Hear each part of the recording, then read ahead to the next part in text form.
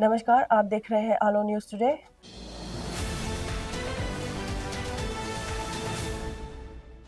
और मैं हूं सुषमा मोरंग। अरुणाचल प्रदेश में all Arunachal Pradesh student union यानी आपसू के चुनाव को आधिकारिक घोषणा कर दी गई है। ये चुनाव जुबिली हॉल, डेरा नाटुंग गवर्नमेंट कॉलेज, ईटानगर में आयोजित किया जाएगा। अधिकारियों की तरफ से निर्देश दिया गया है कि नवम तमर, जो चीफ इलेक्शन कमिश्नर है, उनकी देखरेख में चुनाव प्रक्रिया को शांतिपूर्ण और सुव्यवस्थित तरीके से कंडक्ट किया जाए। चुनाव प्रक्रिया के लिए कुछ महत्वपूर्ण तारीखें भी जारी की गई है।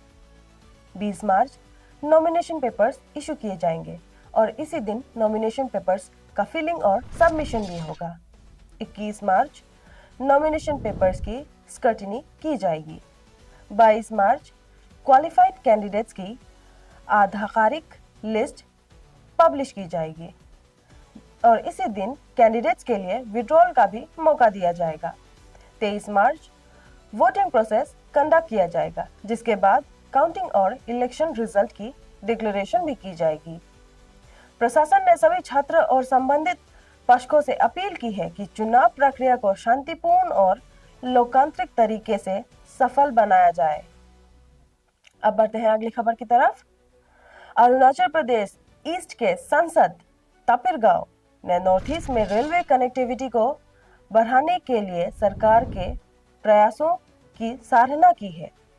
उन्होंने कहा है कि ये कदम पूरे नॉर्थ ईस्ट के विकास के लिए एक महत्वपूर्ण माइलस्टोन है।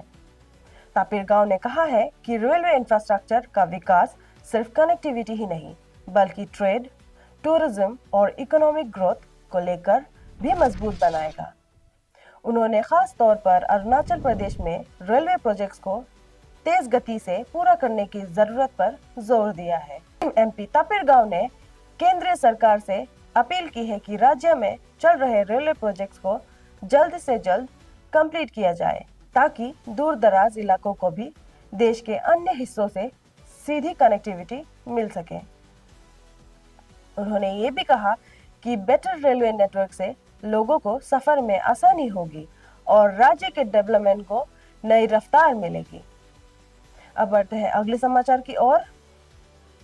रिलीज होने के बाद प्रसिद्ध पर्यावरण और सामाजिक कार्यकर्ता सोनम वांगचुक ने अपनी पहली प्रेस ब्रीफिंग में लोगों को संबोधित किया और मुश्किल समय में साथ देने वाले सभी लोगों का धन्यवाद किया। प्रेस कॉन्फ्रेंस के दौरान सोनम वांगचुक ने कहा है कि उनके साथ खड़े रहने वाले सपोर्टर्स, वेल विशर्स और देश भर के लोगों ने उन्हें हिम्मत दी। उन्होंने खास तौर पर अपनी लीगल टीम और सभी लॉयर्स का शुक्रिया अदा किया, जिन्होंने इस दौरान उनका पूरा साथ दिया। सोनम वांगचुक ने यह भी कहा कि ये समय उनके लिए एक कठिन परंतु सीख देने वाला अनुभव रहा है, जिससे उनका हौसला और भी मजबूत हुआ है। उन्होंने कहा है कि वो अपने उद्देश्य और लद्दाख के लोगों के अधिकारों के लिए पहले से भी ज्यादा प्रतिबद्ध है। अपनी बात को आगे बढ़ाते हुए उन्होंने कहा, ये सिर्फ मेरी लड़ाई नहीं है, अगर मैं जीता तो पूरा लद्दाख जीतेगा। उन्होंने ये भी कहा है कि उनका संघर्ष लद्दाख के भविष्य, पर्यावरण की सुरक्षा और वहां के लोगों के अधिकारियों के लिए है। फिलहाल उनकी रिलीज के बाद ये उनका पहला पब्लिक स्टेटमेंट है, जहां उन्होंने अपनी सहनशीलता, संकल्प और लद्दाख के प्रति अपना प्रतिबद्धता को फिर से दोहराया। अब बढ़ते हैं आगे।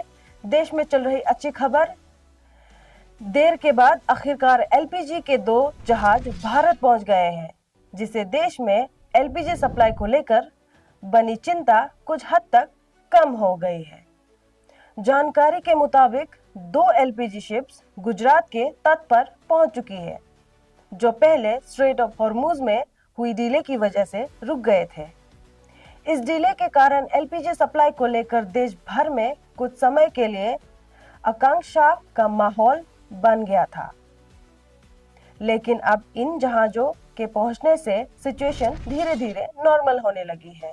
अथॉरिटीज का कहना है कि एलपीजी सप्लाई को स्टेबल बनाने के लिए लगातार मॉनिटरिंग की जा रही है।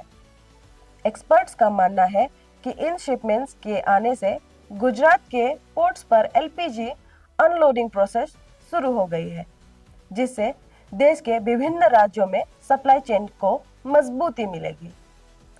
सरकारी अधिकारियों ने भी आश्वासन दिया है कि एलपीजी के उपलब्धता को लेकर घबराने की जरूरत नहीं है और आने वाले दिनों में सिचुएशन और भी सुधरने की उम्मीद है। और भी अपडेट्स के लिए देखते रहिए आलो न्यूज टुडे। धन्यवाद।